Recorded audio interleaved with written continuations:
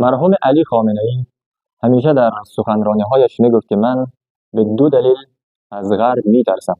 دلیل اول، من از دانشگاه غرب، از پیشرفت غرب، از تکنولوژی غرب و حتی از صنعتی شدن غرب ترسی ندارم، هیچ هراسی ندارم. اما ترس من از روح غربی است، از فکر غربی است. روحی که میگه لذت مقدم بر تکلیف است، سود مقدم بر معنا است، کارایی مقدم بر حقیقت است. واقعا همچین روحی خطرناک است و من از اون میترسم، چون این فکر، این باور، این روح ارزش ها را تغییر میدهد.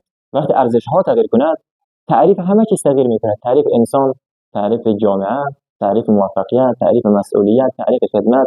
وقتی تعریف ها تغییر کرد، ارزش ها تغییر کرد، جامعه بی معنا میشه و من از این بی معنا شدن جامعه بیشتر ترس و هراس دارم. دلیل دوم، میگفت من از روزی میترسم که غرب برای ملت ایران الگو صادر کند، سبک زندگی صادر کند، روش و مدل زندگی صادر کند. وقتی ملت سبک زندگیش از بیرون بیاید، آیندهش را هم به بیرون میسپارد.